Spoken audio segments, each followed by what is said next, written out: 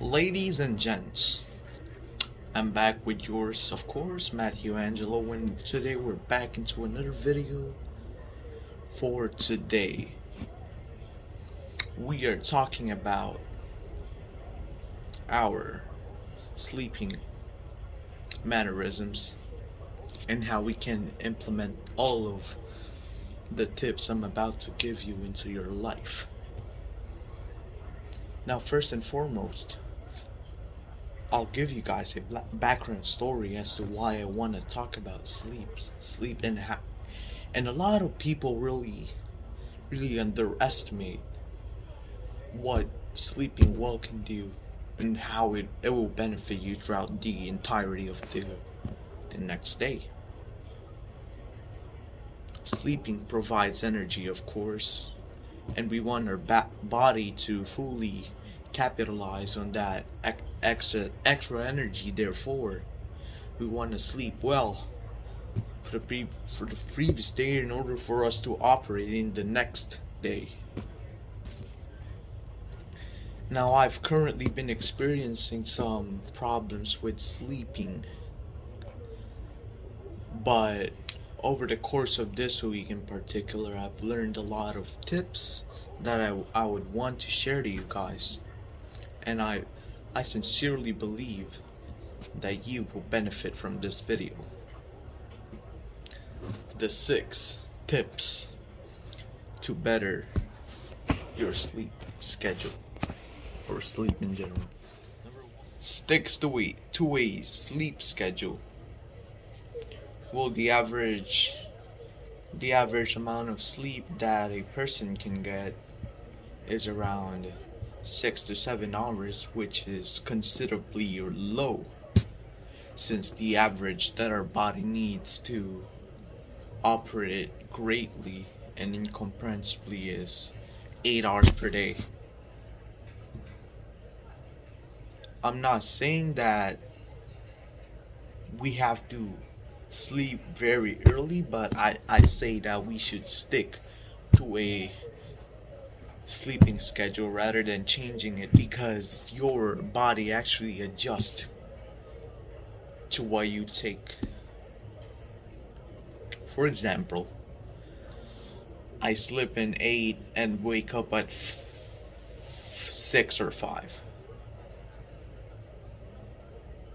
Now, that in the course of the next week or two, that'll ensure my body that it's capable. That'll ensure my body that it'll be able to wake up automatically when it turns 5 or 6.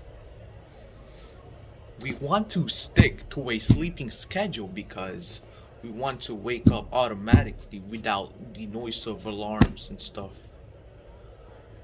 We want to wake up due to our body, not to some other second party influence or and whatnot.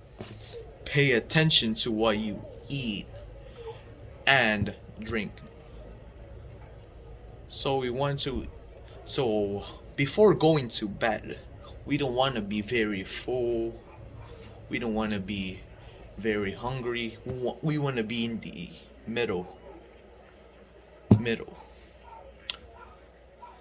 Because you don't want to go to sleep feeling very hungry, because it'll definitely make you grumpy when you wake up.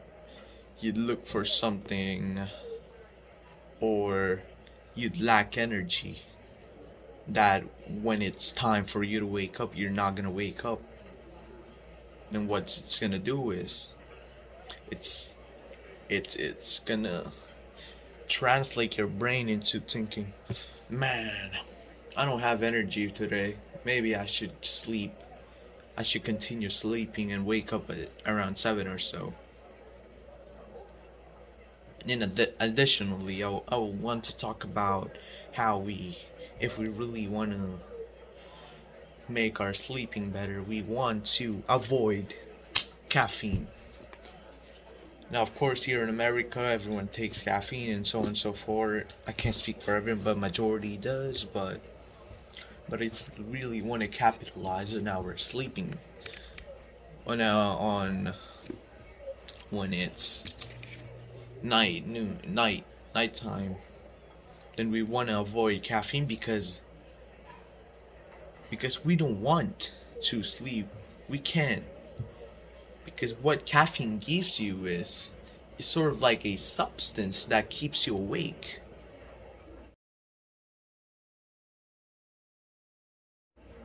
Yeah, that's why we should also avoid nicotine. So we want to avoid.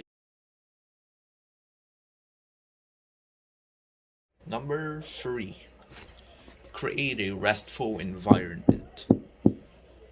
Now, if we really want to create that great, we want to set that tone, and to do that, we gotta limit our light resources. For example, this one, light pollution. Yeah, yes, we want to avoid light pollution as much as possible because, according to researchers, if you actually sleep with your lights on, over time it'll cause your brain to think that night is day, which will disrupt your mental health as well as your sleeping schedules and mannerisms, so on and so forth. And our room set the tone for it. We want to have a peaceful and quiet room or area, and just be comfortable. You can even take activities that will make you calm before bedtime, such as taking a bath, using relaxation techniques, and so on and so forth. I'll link in the description about some techniques, I guess, that will help you. Or that I'll recommend some articles that will contain some skills that relates to the techniques that will help you calm during the night. Number 4, limit daytime naps. Now, I've actually experienced this, and usually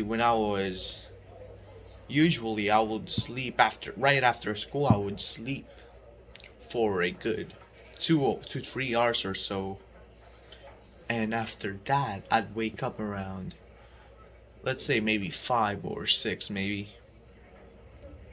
And when we sleep, when it turns night, it's gonna be hard for us to adjust and sleep. But hypothetically, let's say if I was able to sleep when I took a daytime nap, and say, oh, I'm sleeping, but what will happen is you'll wake up very early than what you're normally accustomed to. This is due to the fact that you trained your body to wake up after 8 hours, but if you exceed that, your body automatically wakes up because we're setting a boundaries on our Number body. 5, include physical activities in your daily routine. Now of course, going to the gym promotes or grants you more confidence, and as we all know, confidence leads to a better mental life, and therefore, if we have a bad mental life or mental health, then we'd be stressed, and stress leads to sleep deprivation, and we want to avoid that as much as possible. Therefore, we want to get into physical activities and whatnot in order for our body to be active and to gain the confidence that your body or